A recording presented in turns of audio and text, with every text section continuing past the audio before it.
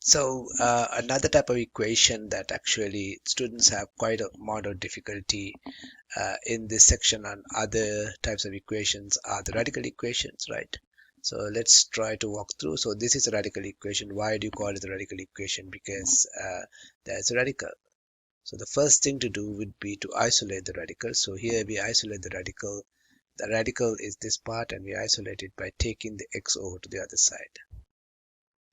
So now we need to square both sides and get rid of the 2. Why do we do that? Because we need to get rid of the radical.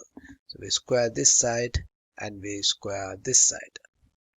So when we square the left side, 2x plus 7, the radical goes off and you just get 2x plus 7. Now when you square the right hand side, remember there are two pieces here, x plus 2 squared. So you need to square the whole thing. So you need to have the square of the first piece, which is the square of x, which is x squared. And remember, twice the product of the two pieces. So the product of the two pieces is 2x. Twice that is 4x. And then the square of the second piece, which is 4. So you want to make sure that you square the whole thing. And when you do that, right, and you get this, right, okay, x squared plus 4x plus 4. And now just a quadratic equation. Look at it carefully. Just x and x squared. So you'll bring everything onto one side. It's probably easier to bring everything onto the right side. So x squared is still there. 4x, and then you bring the 2x over to this side. 4x minus 2x becomes 2x. And then you bring the 7 over to this side. Plus 4 minus 7 becomes minus 3. And you only have 0 on the left hand side, just as you wanted. So now it is very easy to factor this because you take 1 and negative 3. The product is negative 3. We already have two factors of negative 3 which add up to 2, which is what? Which are what? 3 and negative 1. 3 and negative 1 will add up to 2. So we have two good factors, 3 and negative 1. So x plus 3 is one factor, x minus 1 is the other factor. So and that is equal to 0. And when you solve for that, either x plus 3 has to be 0 or x minus 1 has to be 0. So if x plus 3 is 0, then you get x equals negative 3. If x minus 1 is 0, you get x equals 1. Now in this problem, this is not the end. You have to be very careful because there's a very good chance that some of these solutions must be extraneous or not working. So what happens, you need to check each one of them. So I'm going to show that x minus negative 3 is not a solution. How do you do that? So first of all, you need to check. So this is our equation, 2x plus 7 minus x is equal to 2.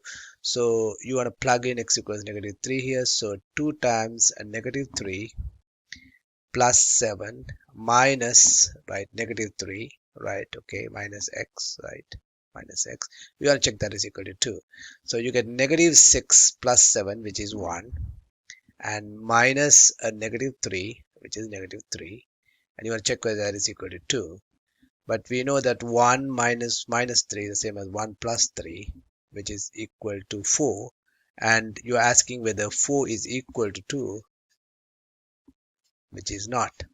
So right away, straight off the bat, right, x minus negative 3 is not a solution. Now let's check the other one. So the other one, we have square root 2x plus 7 minus x equals 2. So now we need to plug in the other one, which is x equals 1. So we just plug x equals 1 for x. So x is 1 plus 7 minus x is 1. We're going to check that that is 2. So 2 plus 7 is 9, square root 9. Minus 1, you want to know whether that is equal to 2. Well, square root 9 is 3. 3 minus 1, whether it is a 2. Of course, 2 is 2. So x equals 1 is a solution. So it's very important in these problems that you check whether whatever that you get is solution. X minus x equals negative 3 is not a solution. So let me kind of go back to what I did. So we have a radical equation you want to solve. You want to make sure that you first of all isolate the radical and bring everything onto the right side.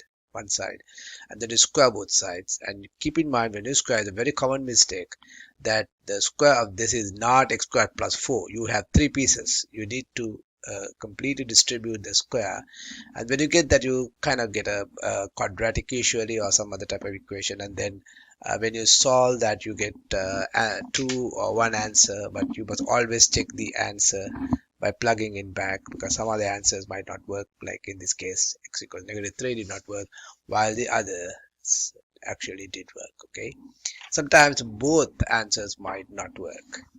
So that's how you solve a radical equation. Thanks for watching.